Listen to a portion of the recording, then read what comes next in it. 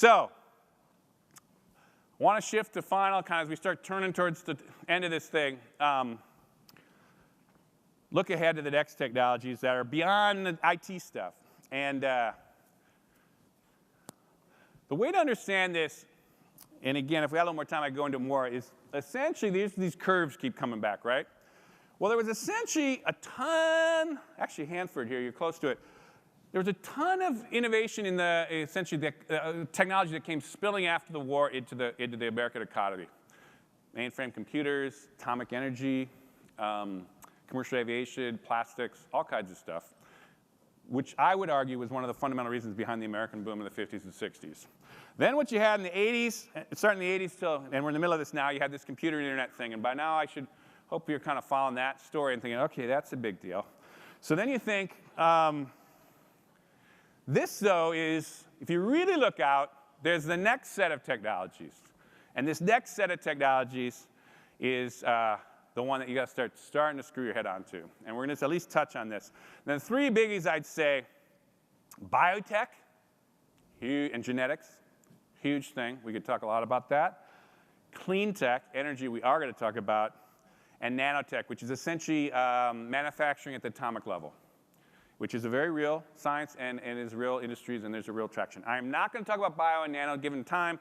I am, though, going to talk briefly about energy, and I guess it's also part of your thing, the energy day, too. Now, I don't know the politics of exactly this part of the country here, per se, so I don't want to wade too deep into the partisan side of energy. But I will say this. The scientific evidence is pretty clear here that we are changing, humans are changing the climate of the planet. And there's a debate, some kind of debate, you could say, but not really. And here's one example. This is essentially carbon, which CO2, which is essentially the key thing that's screwing up the climate, is from the Industrial Revolution. This has been before the Industrial Revolution, for 1,000 years before the Industrial Revolution. Then boom, that's been what's happened to the carbon in the atmosphere. There's other charts you can see. Is that these are the last 25 years of regions of the world that have heated up. If it's red, it basically went up a degree. If it's blue, it went colder. It's clearly hot, colder. Anyhow, you could go through the facts of this.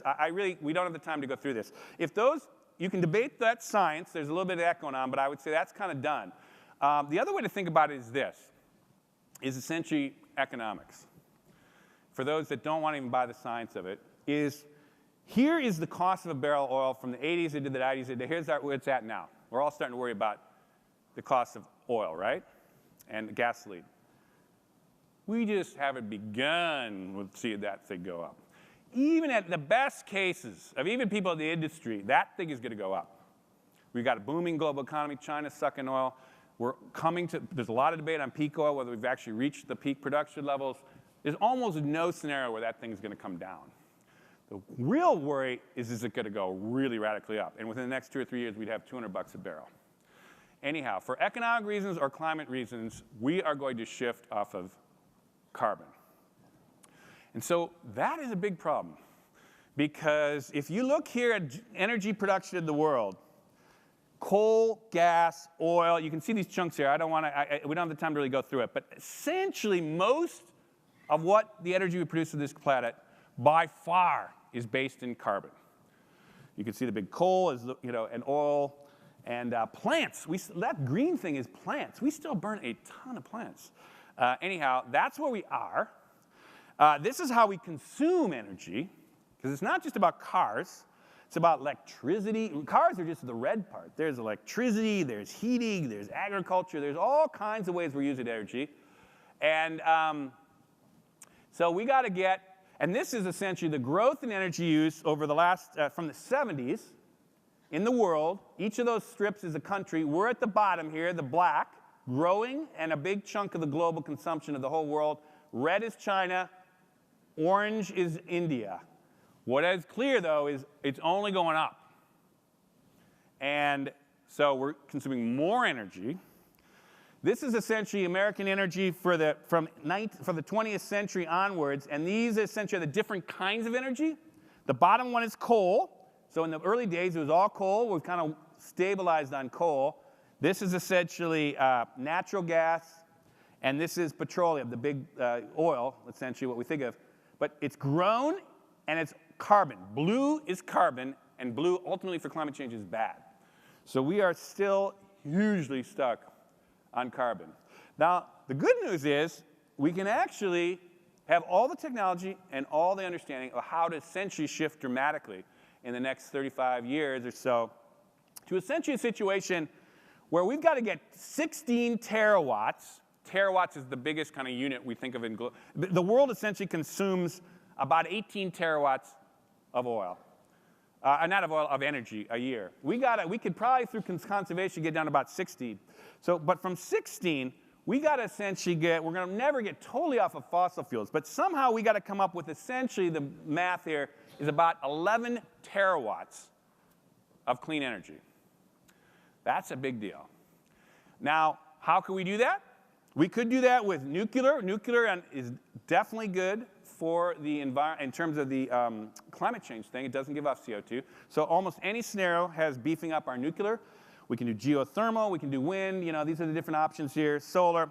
There is a total way to do this. The technology's there. The know-how's there. The ability to scale up is there. We get it. It takes will. It takes real concerted effort. Now, whether it's economic pressure, as I mentioned, through oil, or climate pressure, one of the two might drive that. This is just a simple thing on electricity. One piece of what we have to do is go from, this is an electric grid of the United States. The grays and whites are essentially carbon-based energy, which is what we do now. We got to somehow figure out how to shift into some mix of wind, all the different things we there, including efficiency, which is this. This is essentially a lineup that Al Gore's group essentially came up with as a possible way. And under their scenario, you could do this in 10 to 15 years. If you essentially just, because we know how to do this. This is not like someday we got to invent this. It's like, but it would take a huge shift. But the good news is this thing, which will happen one way or the other, you talk about a driver than economic growth. We would have to rebuild the energy grid. Lockheed Martin's all over that. We basically got to somehow refigure the transportation system. You would have to essentially get this all connected through high bandwidth internet and all this other stuff to coordinate it. We'd have to figure out how to live in a different way. We'd have to essentially get much more efficient housing and all that. That's just the low-hanging fruit, frankly.